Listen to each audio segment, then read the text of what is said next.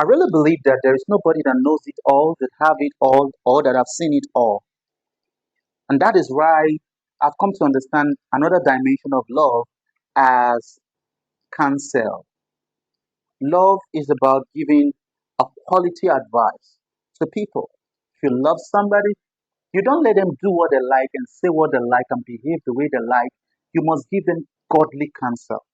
But there is a way to go about it because in this kingdom, it's necessary for us to pay attention to details.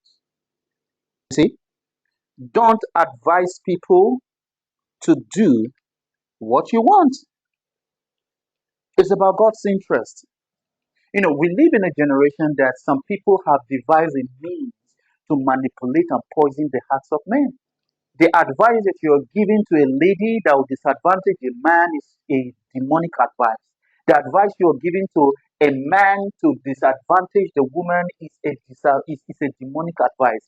It's about God's interest in the life of this individual. That is what a godly advice is. So when you're in a premarital relationship or to those that are already married, what is the focus? What is the drive of your advice to this person? It's not about you making them to do what you want, but it's about letting the lifestyle of Jesus to judge everything. Don't advise people to do what you want. Let it be focused on Christ. Let your counsel make them focus on Jesus. Don't turn a lady to become a revenge tool against all the men she's meeting. Don't turn a man to become a revenge tool, a manipulating tool against all the lady that he will meet. It's about Jesus being glorified. To all the pastors, to all the counselors hearing me, whatsoever you're encouraging people to do in their relationship that doesn't honor Jesus, God will take their blood from your hands. I don't care whatever continent you are, but if what you are encouraging people to do in their premarital relationship, if it doesn't honor Jesus, God will take their blood from your hands. We need to be sure of that because advice is not you manipulating people. Don't manipulate. Don't manipulate. It's not about you turning this individual to do what you want them to do. It's about what God expects. We have roles and we have rules in relationship. There is what is expected of a man. There is what is expected of a woman according to the standard of the lifestyle of Jesus.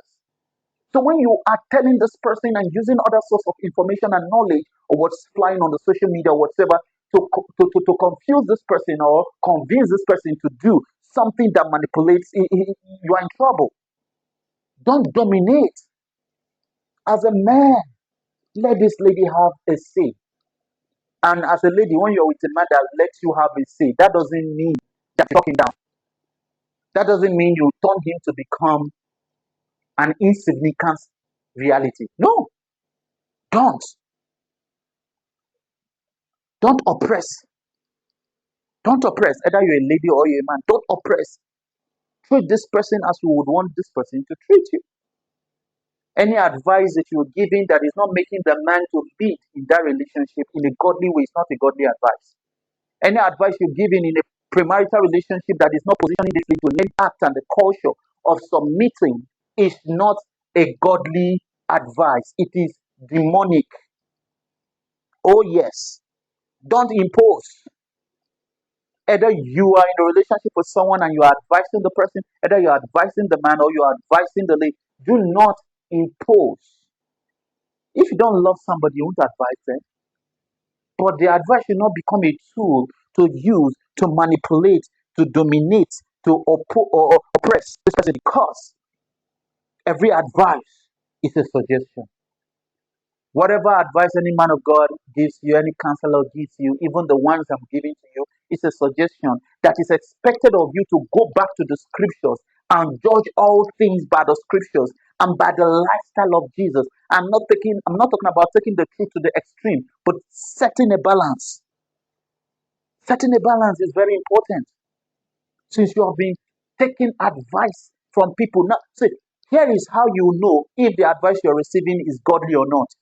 Is this advice helping you and influencing you to display the fruit of the Spirit, oh yes, that is how we know if this is godly or not. This is how we know if it is godly or not. Is it helping you to display the character of God? Is it helping you to have empathy? Is it bringing you to the place of being considerate? Is it bringing you to the place of displaying, of using your calling and what God has put into your hands as a blessing to this other person, to the opposite gender? What has this advice you have been receiving turned you into? Now you are bitter, you are so suspicious, presumption, and you're working in assumption. All because they are telling you it's for your own good that I am advising you. I don't want anything to hurt you, but they're making you to hurt somebody else to protect yourself. That's a demonic advice. Any advice that will not edify the next person is not a godly advice. Remember, it's about God's interest. As a man, as you allow the scriptures to lead you, lead your woman in a relationship. And as a lady, as you submit to the authority of God, submit to the counsel of God in the mouth of this man God has given to you in as a premarital relationship. This is the truth that we must embrace. There is no other way, there is no other platform. Hear me. What you cannot practice in your premarital relationship, the good side of you are hiding and keeping in your premarital relationship, waiting for marriage before you display, is you limiting yourself. The kind of honor you can't give to him now is a honor you will be able to give to him in marriage. Let's understand that premarital relationship is a dress rehearsal for what will happen in the marriage itself. So, my brother, my sister, if you're not comfortable, do not keep quiet. If there's a need to change, let it happen before the wedding. They should not change for you, they should change for their own self and because they love the Lord. The fruit of the Spirit is the guidance for us to follow.